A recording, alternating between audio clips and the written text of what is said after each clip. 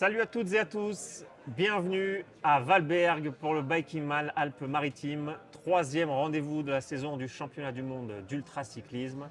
Alors qu'est-ce que le Biking Man? Pour les nouveaux venus, je vous explique en quelques mots. Oubliez ce que c'est le Tour de France, là c'est qu'une seule étape, 1000 km à compléter en 120 heures, 5 jours maximum. Et cette fois-ci aux Alpes-Maritimes, il y a 22 000 mètres de dénivelé positif. Qu'est-ce que ça veut dire? Ça veut dire que ça va beaucoup monter. Et entre le départ et l'arrivée, les cyclistes sont en totale autonomie. Ils doivent se débrouiller tout seuls pour l'alimentation, le sommeil et les pannes mécaniques, si ça arrive. On va en parler de ce Biking Man avec nos deux invités. Je vous les présente tout de suite. Comme d'habitude, il y a avec nous Axel Carion, le fondateur des courses Biking Man. Salut Axel. Salut Cédric. Tout va bien? Tout roule. Comme d'hab, on est prêt, plein d'énergie. Et à tes côtés, il y a Georges-André Camprubi, Oui, bonjour Seb. aka surnommé Giorgio. Giorgio.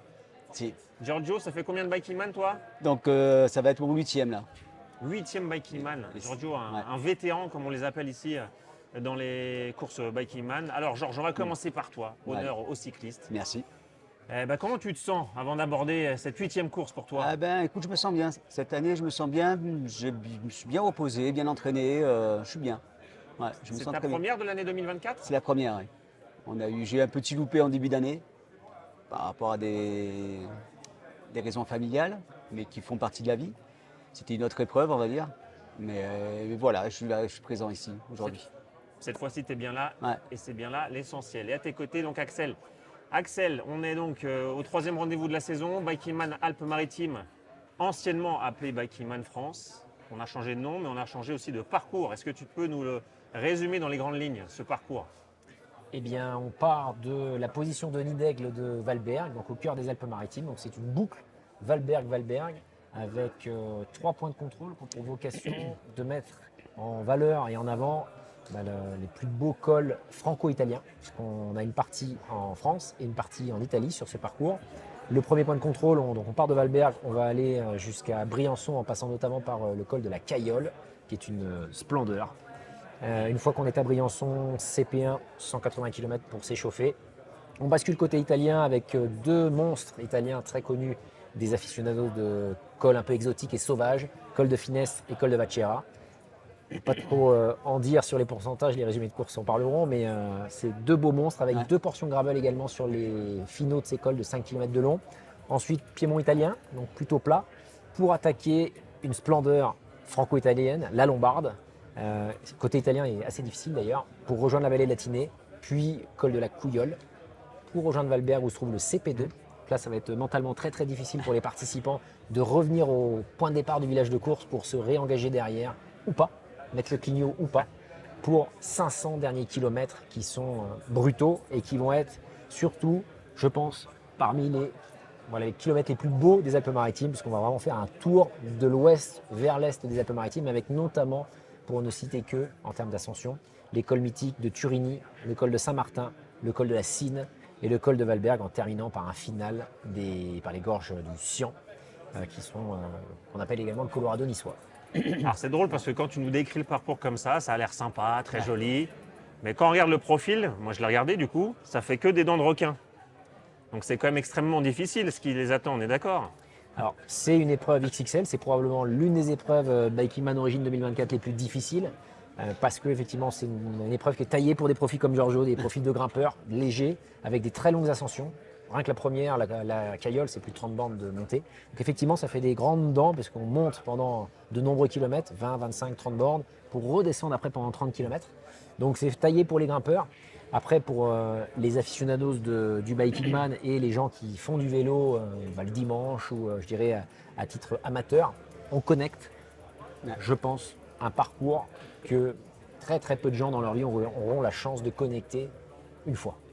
Il y a une personne sur 1 milliard, j'exagère, mais j'exagère pas beaucoup, qui aura l'opportunité de se faire ce parcours et de connecter tous ces cols-là sur un seul événement en fait. Et c'est ça le Biking Man, c'est une empreinte, c'est une trace unique pour que des gens comme Giorgio et plein d'autres puissent se réserver ce temps-là, parce qu'autrement, il n'y a pas vraiment d'autres opportunités de pouvoir connecter tous ces cols et de le faire de manière, je dirais, collective, parce qu'on a toute une caravane entre guillemets qui suit ces participants, qui en fait partie Cédric pour la partie média, pour faire vivre un peu cette aventure tout au long de ces 5 jours. Alors ça, j'imagine que cette description, Giorgio, ça te parle totalement. Totalement. Vu que toi, tu es toujours à la recherche d'expériences nouvelles, extrêmes. Un peu difficile, ouais. Comment tu l'as préparée cette course? À quoi tu t'attends? Je pense que depuis l'année dernière, j'aborde les bikeman un peu plus serein, un peu plus. J'ai un peu compris, il m'a fallu du temps, mais comment ça fonctionne. Du coup, j'aborde les épreuves plus sereinement et je sais qu'à un moment donné, on va souffrir et j'accepte beaucoup plus facilement la douleur. Je sais que voilà, il faut la prendre, il faut l'accepter, il faut la passer. Et puis qu'après, une fois qu'elle est passée, c'est là que c'est magnifique et c'est là qu'on vit des choses extraordinaires. Donc il faut passer par là. Et maintenant que tu le sais, quand tu le sais mentalement, je ne dis pas que c'est plus facile, parce qu'il faut tout le temps la prendre dans la gueule, ce moment-là. Mais quand tu le sais mentalement, c'est beaucoup plus facile quand même. Alors qu'avant, tu es là, je vais abandonner, je suis au fond du seau, tu es dans des trucs, tu perds un temps, de la lucidité, tu perds plein de choses. Et là, c'est mieux. C'est beaucoup mieux. Tu as fait référence à l'année dernière. Qu'est-ce qui s'est passé l'année dernière? Quel a été l'élément qui t'a fait basculer du côté de la sérénité face à 22 000 mètres de dénivelé positif? J'ai fait le Bikeman au Brésil, que j'avoue que celui-ci, il était rude, plus dur qu'un Euskadi. Pourtant, le Euskadi, on va dire il était aussi dur que celui qu'on va faire là, je pense, hein, à peu près. Peut-être même plus dur. Ouais. Peut-être même plus dur. Hein. Et là-bas, en fait, je suis parti dans ma bulle, je suis parti tout seul. L'avantage, entre guillemets, c'est peut-être pas un avantage, mais je ne parlais pas brésilien, donc je pouvais communiquer avec personne. Et je me suis mis dans mon grind, je suis parti, j'étais dernier. Et en fin de compte, j'ai fait une très belle course. J'étais dans mon monde et puis c'était merveilleux en fait. Et c'était très dur, mais du coup d'être dans ma bulle et tout ça, j'ai compris quelque chose en fait. J'ai regardé autour de moi, j'ai avancé et quand on a regardé le résultat à la fin, j'étais très fier de moi. Je ne m'attendais pas à ça en fait. Tu dis que tu as compris quelque chose. Qu'est-ce que ça veut dire concrètement? C'est-à-dire que vivre l'instant présent, quoi. Hein? Arrêter d'avoir des objectifs. L'objectif, on s'en met toujours, c'est le but. Mais il faut le vivre différemment et vivre l'instant présent et regarder ce qu'il y a autour de nous. Et du coup, l'épreuve, elle devient entre guillemets plus facile, beaucoup plus facile. Il faut comprendre qu'on n'est plus dans une course de vélo classique où on se tire la bourre et tout ça. Là, tu fais la course avec toi-même en premier. Et après, si tu veux, tu rivalises aussi avec ceux qui sont de ton niveau où ça te challenge aussi un petit peu. Mais dans l'ensemble, c'est ça. Donc tu trouves ton équilibre, chacun à son niveau. Et chacun fait sa course. Et je pense qu'on vit tous la même chose, du premier au dernier, quoi. Ah, tu as parlé du Brésil. Quand on parle du Brésil, ça me fait penser météo. Ah, ouais. Météo de dingos, hein, avec des pluies torrentielles, la chaleur et tout. Alors moi, j'ai eu de la chance, je l'ai évité au Brésil. J'avais tout prévu, pantalon de pluie, tout ça, mais j'avais tout acheté pour et je l'ai évité. Sauf qu'ici, Ah, justement, c'est pour faire le lien avec ici, puisqu'on ben, a parlé des difficultés de dénivelé, mais la météo, du coup, je me dis, j'ai pas acheté des affaires pour rien. Je vais les ça utiliser. arrive peut-être ici. Je vais peut-être les utiliser sur ce Parce parcours-là. que j'ai pu discuter un peu avec certains des participants. La météo, c'est une grande inquiétude, Axel. Ouais. Est-ce qu'il y a une tempête qui se prépare? Parce que sur ce que j'ai vu, moi, il n'y a rien d'inquiétant. C'est la montagne, quoi. Rien de spécial. Moi, je fais la même analyse que toi. C'est vrai qu'on utilise plein d'outils météorologiques qu'on a aujourd'hui, mais très souvent, prévoir la météo en montagne, c'est un peu comme prédire l'avenir. Moi, je laisse ça aux autres. La montagne, généralement, il y a plein d'incertitudes, ça peut péter n'importe quand, dans le sens il peut y avoir des intempéries fortes, des orages, et c'est la particularité de cette épreuve. On passe quand même pas mal de temps en altitude, à plus de 2000 mètres, enfin en altitude. Toute proportion gardée par rapport à d'autres courses qu'on a pu organiser précédemment, notamment au Pérou, à quasiment 5000 mètres. Là, on monte à 2000, il peut y avoir des épisodes orageux. Moi, je trouve que globalement, on a de la chance, il y a un bon Dieu, parce que depuis la fin de l'épisode du Sirocco, donc ce vent qui est venu du Sahara, qui a quand même pas mal perturbé la météo là, juste avant le solstice d'été, le 21 juin, je trouve que globalement, là, ça s'arrange pas mal. On va avoir des épisodes pluvieux, mais il n'y a pas de cataclysme annoncé, il y a des pourcentages de probabilité qui sont de 10, 15, 20%. Je pense qu'on va avoir de la bruine, mais on est surtout dans un épisode frais, froid. Et ça, c'est plutôt une bonne nouvelle pour les ultracyclistes parce que pour le coup, on était dans la chaleur juste avant avec le Sirocco. Il y a eu un gros épisode de pluie juste avant le départ et j'espère qu'on va avoir du coup un épisode frais avec quelques ondées passagères. Mais la montagne, c'est ça. C'est-à-dire que moi, je vois pas l'ondée parce que pour le coup, j'en ai pris plein la tête un peu comme Giorgio, notamment au Brésil. J'ai pris beaucoup de flotte. Et quand il pleut, il vaut mieux avoir des ondées passagères parce que juste derrière l'ondée, tu as souvent des couleurs, tu as des ambiances, tu as des atmosphères, tu as la nature qui d'un coup qui explose, qui revit, et tu sens des choses que tu vois jamais, parce qu'en bagnole on ne les sent pas, on est protégé. Ou alors on reste à la maison quand il y a la pluie, là tu es en plein cœur d'une montagne, tu vas voir des choses, tu vas entendre des sons. Et ça, c'est des opportunités magiques, parce que je pense que c'est ça qui cherche à s'offrir aussi, c'est de se retrouver dans des endroits où tu ne peux pas te retrouver autrement en termes de chronologie, et d'apprécier effectivement le moment présent, comme disait Giorgio. à respirer la vie et à observer tout ce qui se passe autour de soi dans un cadre qui est unique, qui est celui de cette course Biking Man. Est-ce que tu t'es défini un objectif, Giorgio, pour cette course? Alors, tu es devenu un épicurien, profiter de l'instant présent. Ouais. Mais oui, je me suis fait un Mais objectif. je sais que tu es un compétiteur, il y a quand même un petit objectif derrière. Ouais, je me suis fait un petit objectif, ouais. Mais C'est- je peux le garder tu peux nous secret le ou pas? partager? Bah, Mais t'as je pas envie préfère- de l'assumer, hein, Non, c'est j'ai pas pour envie de ça. l'assumer. J'ai le droit de ne pas l'assumer. Ah. Non, parce que j'ai des amis là qui me regardent et je sais que si je le dis, Ils sont à me l'affût. ils vont me fatiguer. Donc je préfère garder mon secret pour moi. Garde-le pour toi, mon Giorgio. Exactement. Parce que On doit c'est pas des- tout dire. C'est des bons amis, mais ils peuvent être très piling. Voilà. Bon, tu nous le révèles quand même à la fin de la course, si tu l'as promis, tenu ou pas. promis. Voilà, mais Nathalie pourra en donner la preuve. Voilà. Donc j'ai un bel objectif, on verra. Je voudrais quand même souligner qu'on passe dans cette course à un moment donné du côté de la frontière italienne. C'est la première fois dans le Biking Man France, on va passer du côté italien. Comment tu es allé chercher cette trace? Comment tu as voulu connecter un peu les spécificités des Alpes françaises et italiennes? Alors, il y avait un objectif double, parce que le Biking Man France, historiquement, on avait une trace qui mettait en avant toute la région sud. Là, on a voulu, notamment avec le soutien du département des Alpes-Maritimes, mettre en avant le département où je vis depuis 24 ans et qui m'a forgé d'un point de vue vélo, parce que c'est un département que j'ai découvert grâce au vélo et qui est une merveille. Il ne faut pas le dire en exagérant, c'est vraiment un des endroits les plus beaux de France. Moi, je pense que c'est le plus beau, parce que ça cumule tellement d'univers différents, extraordinaires, que l'objectif premier, c'était de se focaliser davantage sur les Alpes-Maritimes. Quand on analyse l'histoire des Alpes-Maritimes, elles sont intimement connectées à l'histoire de l'Italie, parce qu'il y a une partie des Alpes-Maritimes qui était italienne dans d'autres périodes historiques. Et il y a eu une aide précieuse, Benoît Merchez, qui a participé à plusieurs Biking Man et qui est passionné par certains cols italiens qui sont très compliqués en fait à connecter autrement que par des épreuves longue distance, parce que ils sont soit enclavés dans des vallées qui sont compliquées d'accès, ça prend beaucoup de temps pour y aller. Et du coup, moi, en discutant avec Benoît, qui voulait absolument essayer d'avoir un peu cette dualité franco-italienne, on a bifurqué côté italien. Et je pense que ça a été un choix qui nous a porté chance, parce que la fermeture de la Bonnette, avec les conditions climatiques extrêmes qu'on a eues de neige tardive, ça nous permet de basculer côté italien et de profiter un peu de l'Italie pour ensuite rentrer pour une boucle finale au cœur des Alpes-Maritimes. Donc ça a demandé aussi beaucoup de travail de reconnaissance. Oui. Parce qu'il a fallu aller notamment au col de la Bonnette, voir si c'était jouable ou pas, et finalement ça ne l'est pas. Donc comment modifier le parcours? C'était l'une des grandes difficultés pour toi, j'imagine. Ça a été un objet de stress. Moi, après, c'est la partie que je préfère le plus dans ce boulot, c'est-à-dire de préparer les traces, d'échanger aussi avec les collectivités, et que j'en profite de saluer, parce que le département nous a beaucoup aidés, parce qu'il joue le jeu sur les routes, sur les travaux. Bref, on a beaucoup travaillé avec les autorités pour s'assurer que la sécurité des participants est garantie, mais en même temps, le côté exploration aussi.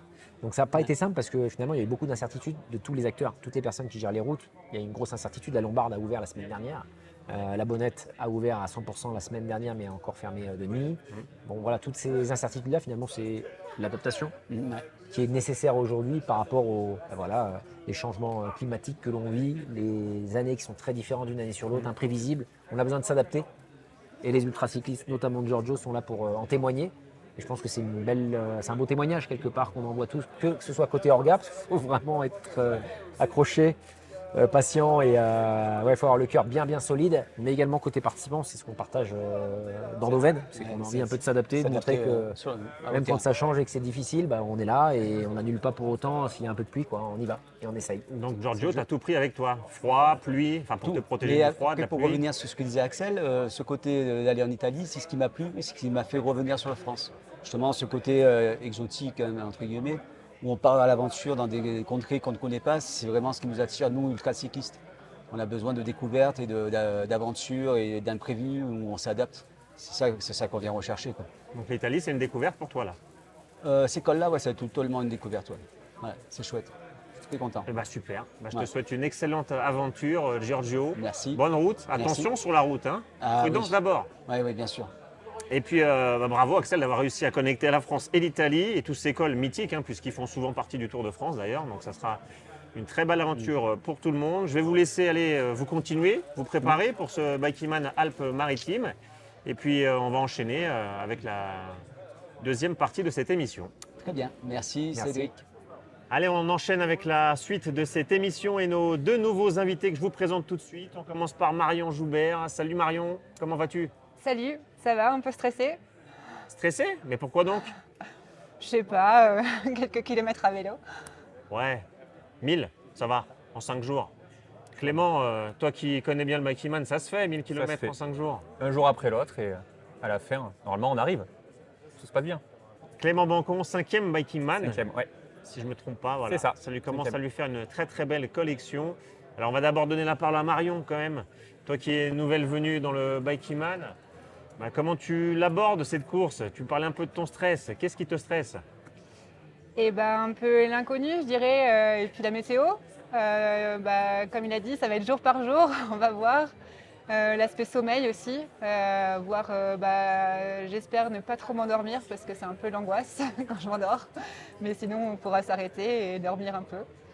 Donc, Le sommeil, ça te stresse parce que tu n'as jamais été dans des dispositions comme celle-ci, c'est-à-dire que tu vas découvrir comment tu gères ton sommeil ou tu as déjà fait des performances passées qui ont permis de te tester un petit peu?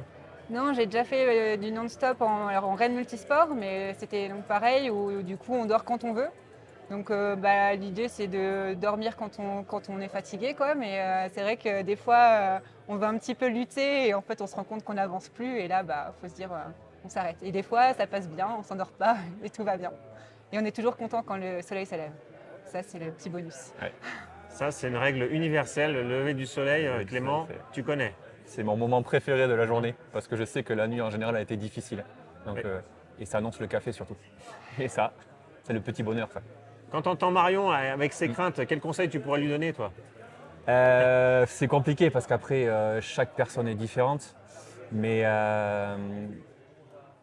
te soucie pas trop de ce qui va se passer parce que forcément, ça va être compliqué. Je ne vais pas te le cacher. Vis ton aventure. Vraiment, comme je disais, au jour le jour. Profite de chaque moment que tu peux profiter. Il y aura des moments difficiles, il y aura des moments de bonheur aussi, ça n'en doutez pas. C'est un système de toboggan, en bas, en haut, en bas, en haut. Mais non, essaye de profiter au maximum et quand tu es fatigué, tu t'arrêtes et tu dors, tout simplement. Tu as étudié un peu le profil du parcours, tu as vu les principaux cols difficiles? Ouais, alors je me suis même fait un petit mémo avec les gros cols, les endroits où je peux trouver à manger, où je peux éventuellement dormir aussi. Donc je me suis fait avec on a 3 beaux cols au-dessus de 2000. Donc ça aussi les repérer parce qu'il peut faire un peu plus froid, se dire c'est pas à ces endroits-là qu'on peut s'arrêter. Justement des fois on a le sommeil mais on évite de s'arrêter à ces endroits-là. Et après tout le long de parcours j'ai mis aussi où je peux trouver à manger. J'ai essayé d'estimer des temps de passage, mais je sais très bien que ça ne sera jamais bon. La théorie, Mais la voilà. réalité. Juste pour donner des idées aussi, des fois entre 2 points, combien de temps on peut mettre, Ah non, tu as quand même pas mal révisé ce parcours, Ouais. tu l'as bien préparé. J'aime bien être organisée. Et ça me change des raids où d'habitude on découvre le parcours le jour du départ et on a les cartes le jour du départ. Là c'est différent. Ah, donc d'une certaine façon, ça t'enlève un petit poids, le fait ça, d'avoir c'est pu te préparer. différent, ouais. Et toi, Clément, qu'est-ce qui t'a fait venir cette fois-ci? Tu Les as fait Alpes. quoi comme course déjà? Alors, Les j'ai Alpes, tu fait- découvres en Biking Man, il me semble. Ouais, j'ai fait une autre course, mais pas Biking dans les Alpes, mais la partie nord. Donc là, comme ça, je complète les Alpes, donc ça, c'est top. J'ai fait une moitié de Corse, mon premier, où j'ai abandonné sur un problème mécanique. Voilà, triste sort. Ça arrive. Mais ça m'a aidé, comme ça m'a permis 2 mois plus tard sur Aura de terminer, et d'être hyper content de ma course, donc top. L'année dernière, j'ai fait Portugal et Maroc, 2 super aventures. Le Maroc, moment inoubliable. Et donc cette année, le Biking Alpes-Maritimes, anciennement en France, qui va me permettre de découvrir cette partie des Alpes que je ne connais pas. Donc il y a les Alpes françaises et Alpes italiennes également. C'est de la totale découverte pour toi? Finestre, je le connais, mais je l'ai fait de nuit. Bon, je risque de le refaire de nuit aussi cette année, donc c'est comme ça, c'est pas grave. J'ai qu'à dormir avant, comme ça au moins je le verrai de jour. Et après, tout le reste, je connais pas. Donc, le peu que j'ai fait des Alpes, j'ai adoré le paysage. Moi, je viens des Pyrénées, c'est totalement différent. Vraiment beaucoup plus majestueux les Alpes, alors que les Pyrénées, c'est un petit peu plus sauvage. Mais non, j'ai hâte. Normalement, le parcours devrait être sympa.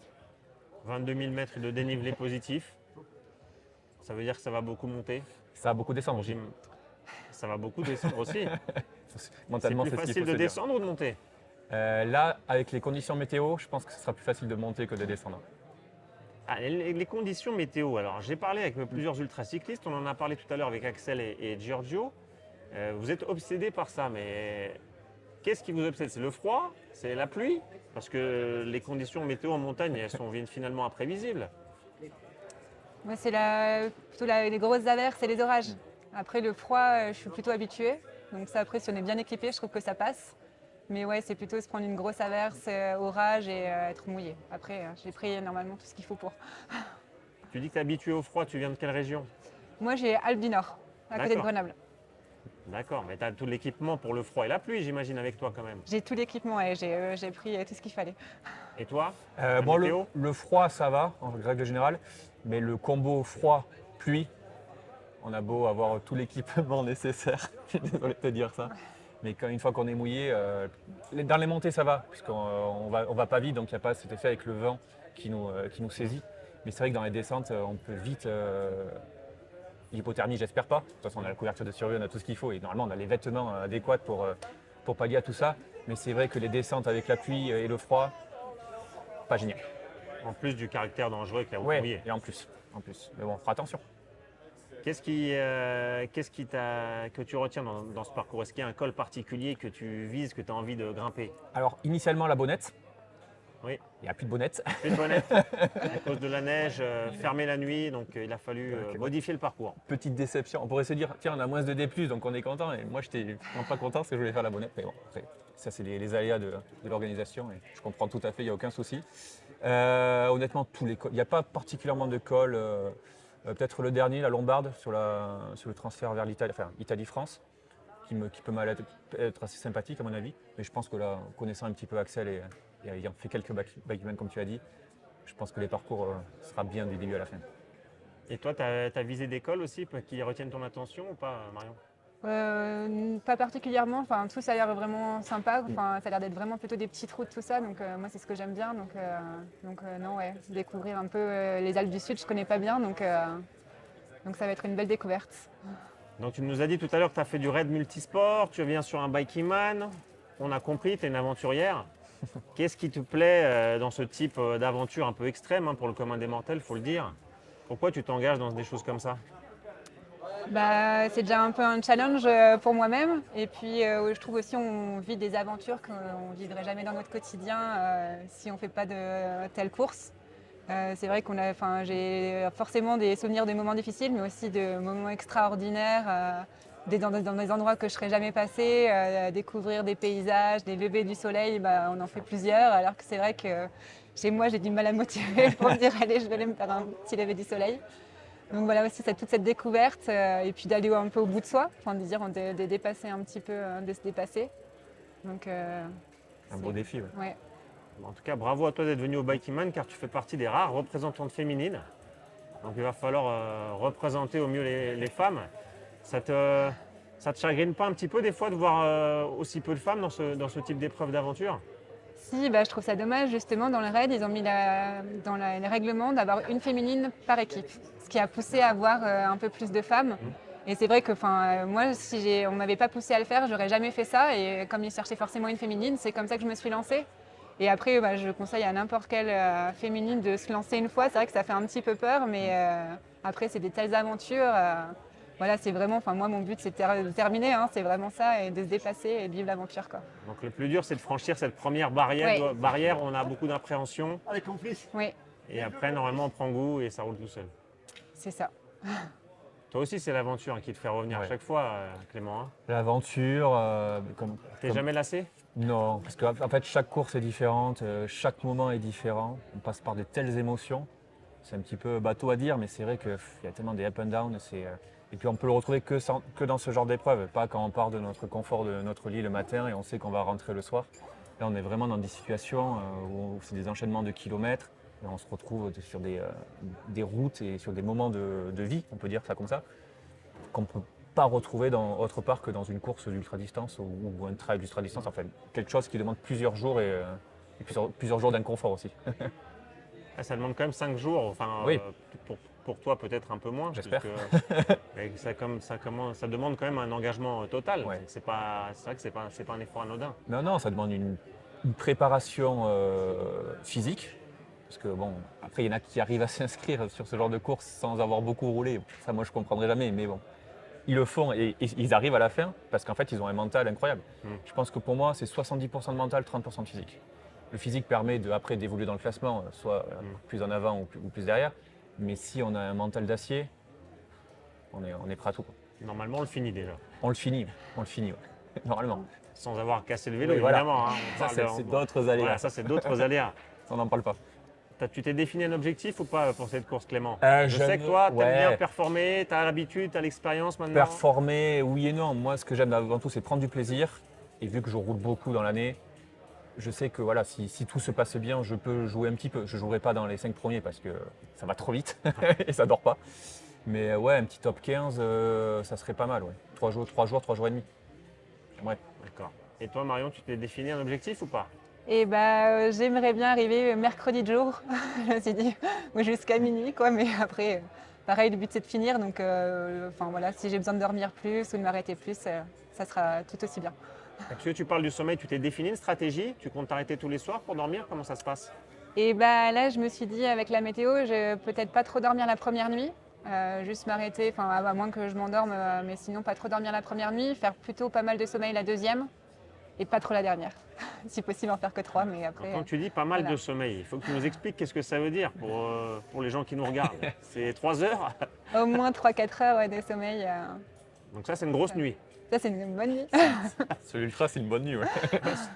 Donc voilà, il faut comprendre, hein, quand ils disent qu'ils vont beaucoup dormir, c'est 4 Après, heures maximum par nuit. ça dépend des concurrents, mais 3-4 heures, ouais, déjà on peut repartir avec les batteries un petit peu rechargées. Ouais. Et toi, ta stratégie de sommeil? Alors moi, je ne veux pas dormir la première nuit. En fait, je me suis fait déjà une préparation de test il y a un mois, avec un départ à midi dans les Pyrénées, sur un ratio à peu près pareil. Et j'ai réussi à passer, ce qui est drôle, c'est que c'était les mêmes conditions, donc averse, pluie, froid. Donc j'étais bien dans le thème. Et j'ai réussi à passer la première nuit vraiment sans sommeil, sans fatigue particulière. Et l'objectif, donc du coup, c'est de passer la première nuit sans dormir et du coup, arriver au CP2 dans la seconde journée, quoi, sans dormir. Donc le CP2 qui sera ici à Valberg. 530, je crois, kilomètres. Donc 530 en un peu plus de 30 heures. C'est pour ça. Voilà, à peu près. Je ne veux pas dormir la première nuit. Si je peux. Et le parcours d'ailleurs, puisque tu soulignes le Oui, CP2, vous revient. fait revenir ici à Valberg pour repartir sur une boucle et C'est ensuite revenir à la ligne d'arrivée. ça. Vous n'avez pas peur de croiser la tête des courses Ça peut. qui C'est un arrive peu ici dur au pour le moment où on passe moral. au CP2 Si ils arrivent. Ouais. Tant mieux pour eux, hein. Ouais, tant mieux pour eux, ouais. Mais je pense pas, non, quand même. Ouais.